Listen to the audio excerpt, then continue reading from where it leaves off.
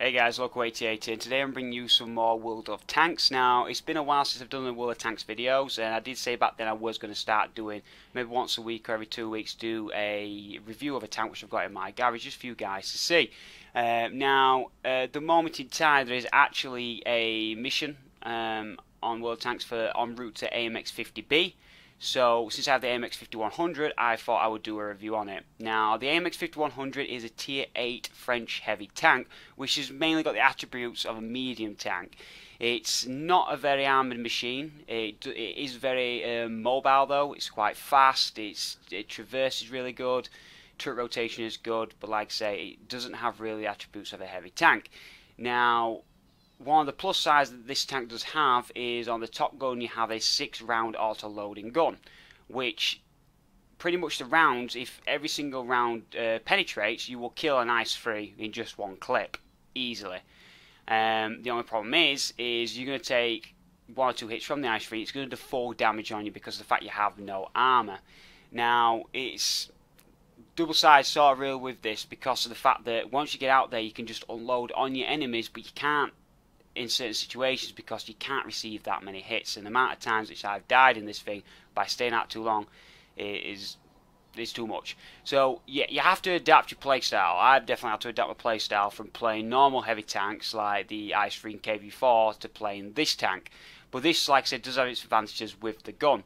Also, a thing to note as well, it doesn't really have any gun depression at all, so you need to get level with the enemy tanks or aim up to shoot them. You can't poke over ridges like you can in T-34s and T-32s, T-29s, things like that. You can't do that in this tank, so you need to literally brow hills, which does expose its weak armour. Speed limit of it is 51 kilometers an hour. Like I say, it is really quick. It's like a medium tank with its speed. It's got good traverse speed. Its gun penetration is good. I'll show you that in the tech tree. You can see the gun here.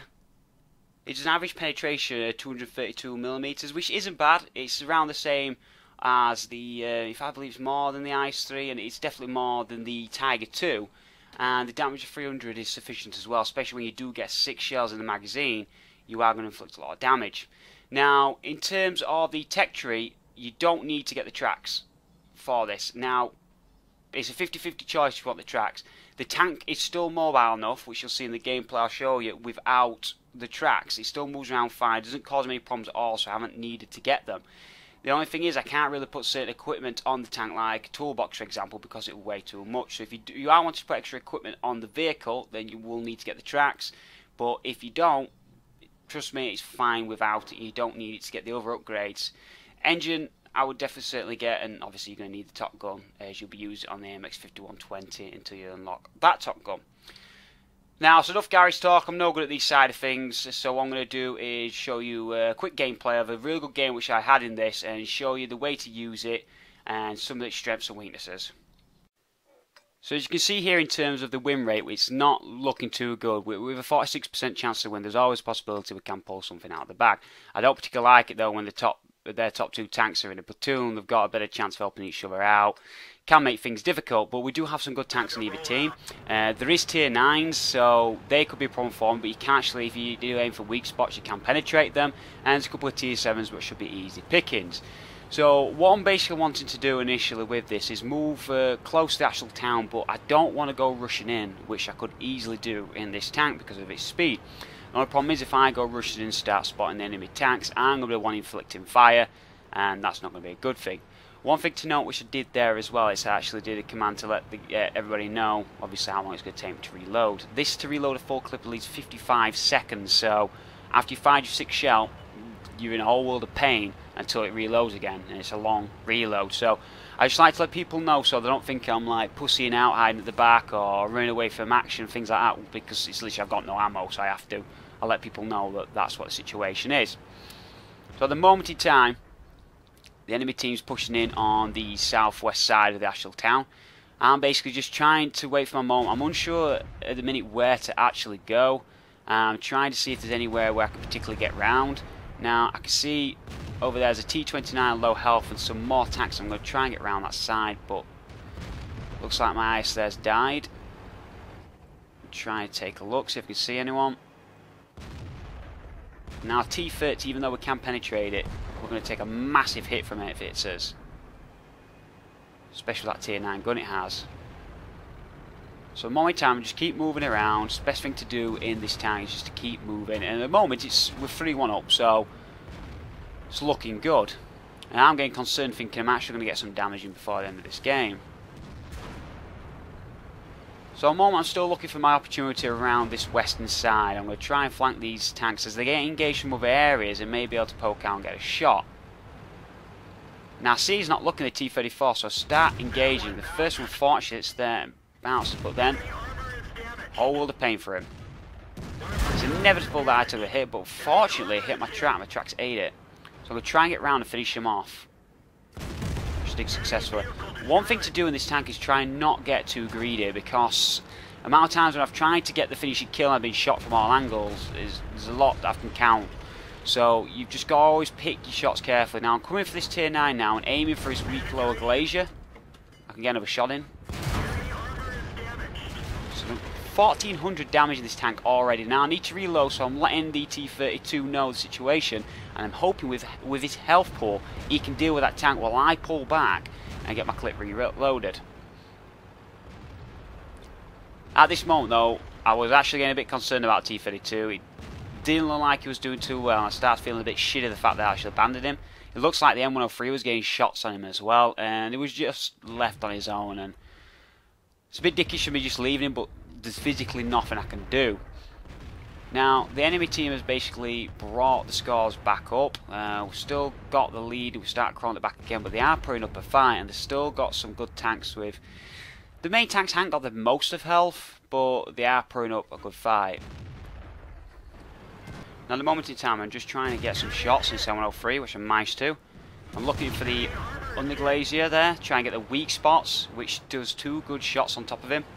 I don't think he liked the fact that I did that. As you can see, he calls me auto-loaded turd, which is always amusing when you wind people up.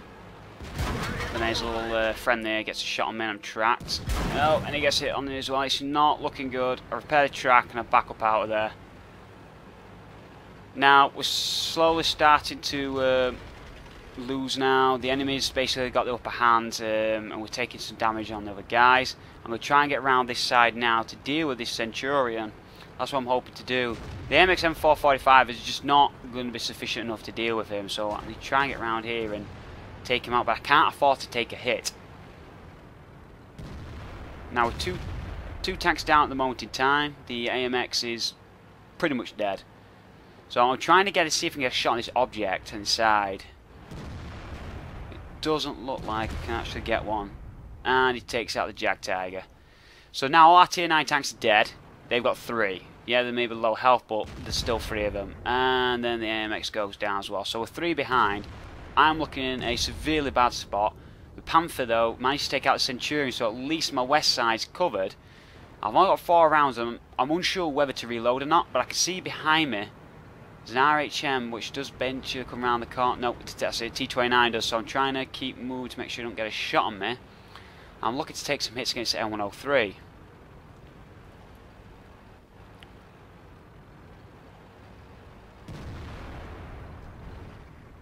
I can't get a shot on him, but now I see the object looking for the Panther, so I've got an opportunity. He bounced off his side armour.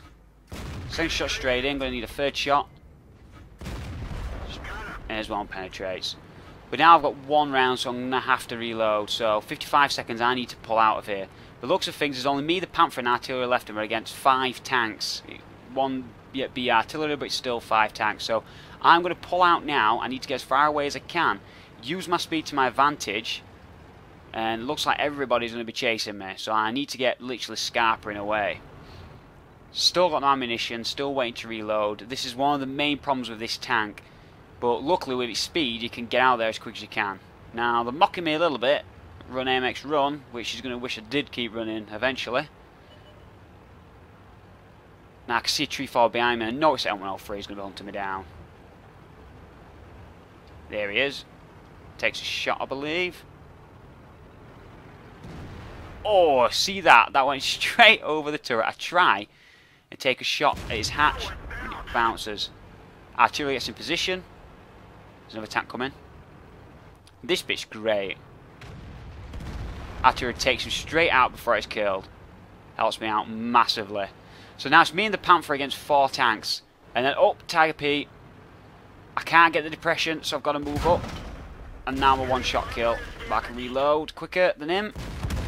And he's down. Now there's 3 tanks I've got to take out. I've got 3 shells.